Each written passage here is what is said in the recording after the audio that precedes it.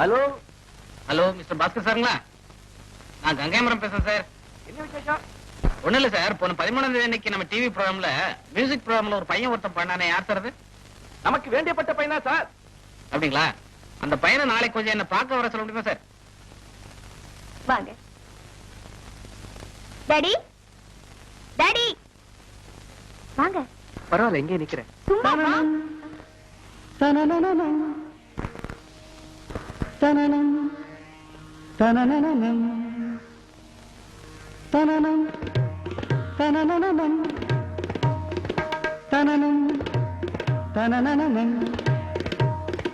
தகிடதம் தகிட தகிட தகிடதம் தகிடதம் தகிட தகிட தகிடதம் தகதிமி தகதம் தகதிமி தகதம் தகதிமி தகதிமி தகதிமி தகதிமி தகதம்.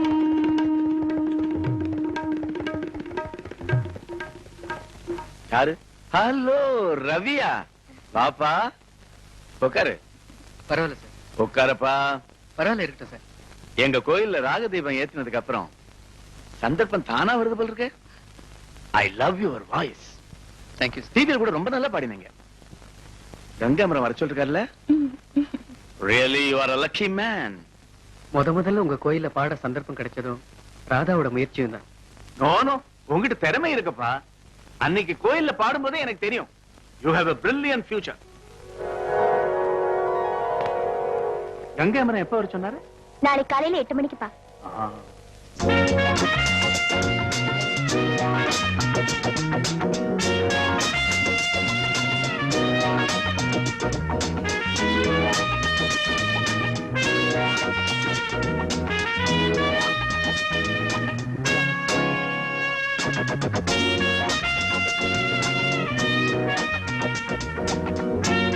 வாங்க. வணக்கம். வணக்கம். வணக்கம். நீங்க தான் மிஸ்டர் ரவி இல்ல? ஆமா சார். உங்க ப்ரோகிராம் டிவில பார்த்தேன், ரொம்ப நல்லா இருந்தது. இதே மாதிரி பாண்டீங்கன்னா சீக்கிரம் முன்னுக்கு வரலாம். நாளைக்கு காலையில 10:30 மணிக்கு ஏவிஎம் ரெக்கார்டிங் தியேட்டர்ல எஸ் ஜானகியோட டூயட் பாடுறீங்க. ஜானகி கூட கூடவா?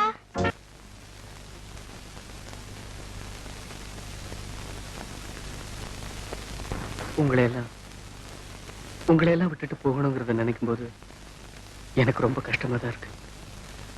அனாத ஆசிரமத்திலிருந்து வெளியே வந்த எங்களுக்கு உறவுன்னு சொல்லிக்க இருந்ததே நீங்கள் தான். இந்த இடத்தை விட்டு போகணும்னு நான் விரும்பல. ஆனா நான் இப்ப இருக்கிற சூழ்நிலை என்ன தேடி வரவங்களுக்காக நான் போய்தான் ஆகணும். சார், நாங்க வாடகை கொடுக்கலன்னு நீங்க எத்தனையோ தடவை பாத்திரங்களை தூக்கி வெளியே எரிஞ்சிருவேன்னு சொல்லியிருக்கீங்க. ஆனா தெரிஞ்சோ இல்ல எங்க மேல பரிதாபப்பட்டோ அந்த காரியத்தை நீங்க செய்யல. இவங்க கிட்ட நான் கஞ்சி வாங்கினது துணிக்கு போட்டு காய போடுறதுக்காக நினைச்சிட்டு இருக்காங்க. ஆனா அந்த கஞ்சி தான் எங்களுக்கு எத்தனையோ நாள் ஆகாரமா இருந்திருக்கு. முதல்ல நான் பாட போகும்போது போடுறதுக்கு கூட ஒரு நல்ல ட்ரெஸ் இல்லாதப்ப உங்க புது ட்ரெஸ் எனக்கு கொடுத்தீங்க. ராத்திரி பகல்னு கூட இல்லாம பாடி உங்களுக்கு எல்லாம் தொந்தரவு கொடுத்துட்டேன். நானும் செல்வமும் என்ன தப்பு பண்ணிருந்தாலும் எங்களை மன்னிச்சிடுங்க. ரவி, சாதாரணமா நான் எதுக்குமே சங்கடப்பட மாட்டேன். நீ இந்த பில்டிங் விட்டு போறேன்னு சொன்ன உடனே என் மனசு என்னமோ போல இருக்கு. சமயத்துல உன்னை என்னென்னமோ சொல்லி திட்டியிருக்கேன். அதெல்லாம் மனசுல வச்சுக்காத.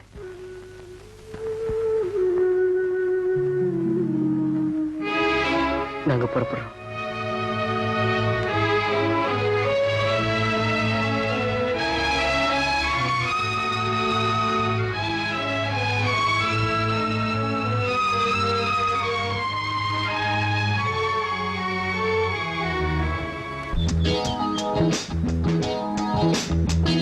ஏண்டா ராதா இன்னும் வரலையா? நீ பாட்டுக்கு நின்னுட்டு இருந்தா அங்க ப்ரொடியூசர் 2 தடவை போன் பண்ணிட்டாங்கடா.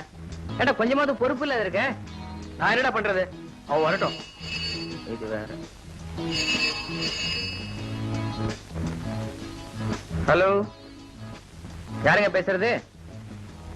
யாரு தெரியுதாவ? போன்ல எப்படிங்க தெரியும்? நேரம் வந்தாதான் தெரியும். யார் பேசுறது? ரசிகரா? எங்க இருந்து பேசுறீங்க? போன்ல இருந்தா?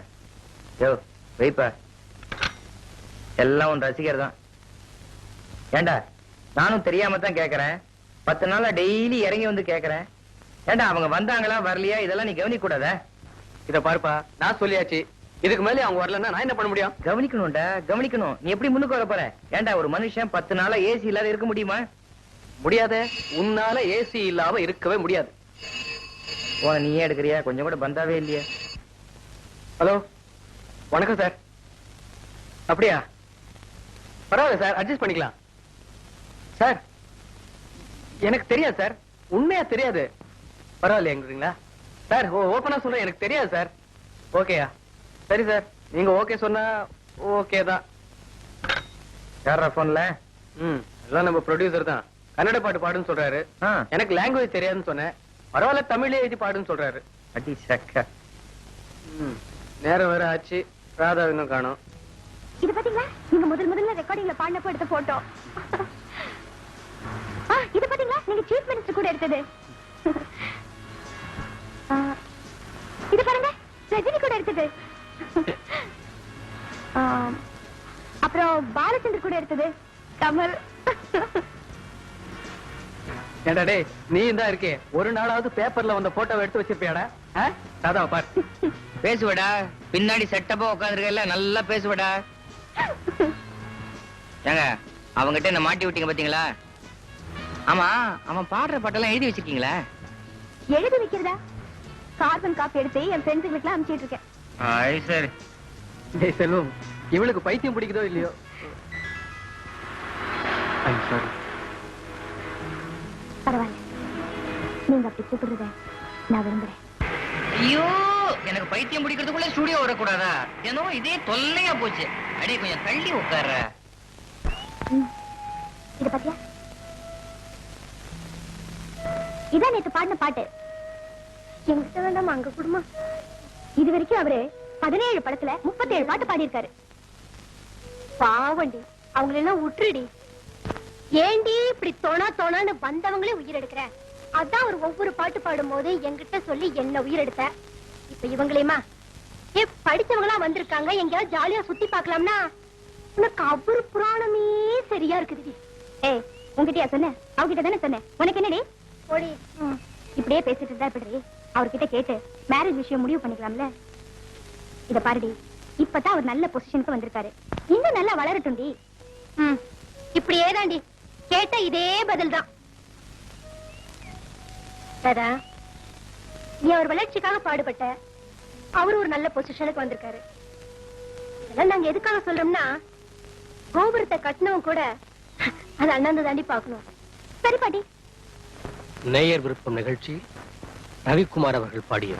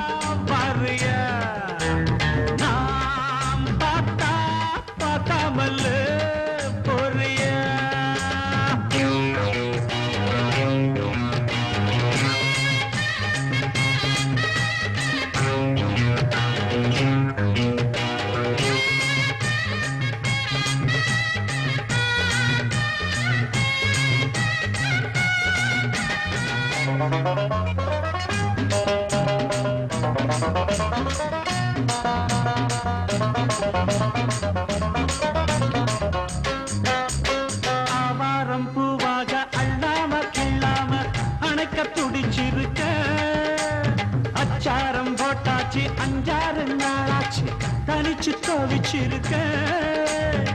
தவிச்ச மனசுக்கு தண்ணி தர வேணாமா தழும்பும் நினப்புக்கு அள்ளிக்கிற நீ வாமா மாறுல குளிருது சேத்தன்ன அழைச்சா திருமடி குளிரும் கட்டி பிடிச்சிக்க ஏய் அத்தா அத்தோரமா வரியா நாம் பார்த்தா பார்க்காமலே பொரியா அக்கா பக்கா யாரும் இல்லை அள்ளிக்கெல்லாம் வாக்குள்ளே